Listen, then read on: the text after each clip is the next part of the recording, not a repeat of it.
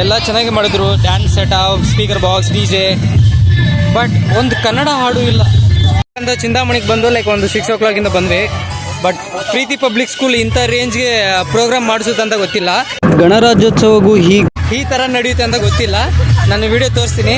ತುಂಬ ಅಂದರೆ ತುಂಬ ಜನರು ಬಂದಿದ್ದಾರೆ. ಹಾಫ್ ಚಿಂತಾಮಣಿ ಪೀಪಲ್ ಇಲ್ಲೇ ಇದ್ದಾರೆ ಅಂತ ಹೇಳ್ಬೋದು.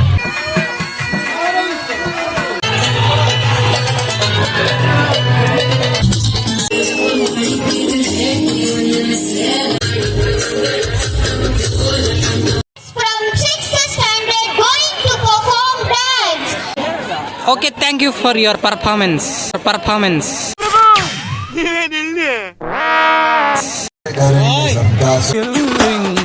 ಚಂಡು ಹುಡುಗಿ ಹಾರ್ಟಿಗೆನು ಈ ಶಾಲೆಗಳಲ್ಲಿರ್ಲಿ, ಕಾಲೇಜ್ಗಳಲ್ಲಿರ್ಲಿ ಮಾಡೋ ದೊಡ್ಡ ತಪ್ಪು ಅಂದ್ರೆ ಇದು.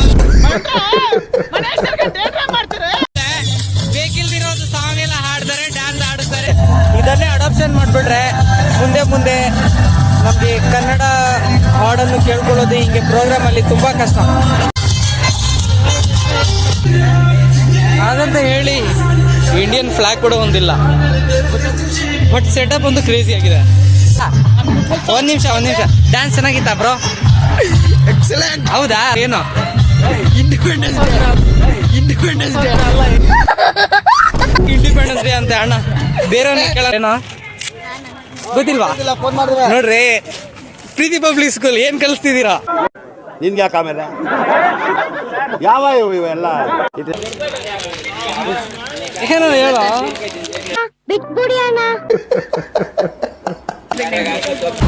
ಕಾಗೆ ಧನಿಯವಳೆ, ಹಂದಿ ಮಕ್ಕದವಳೆ, ನೆಮ್ಮದಿ ಕದ್ದವಳೆ.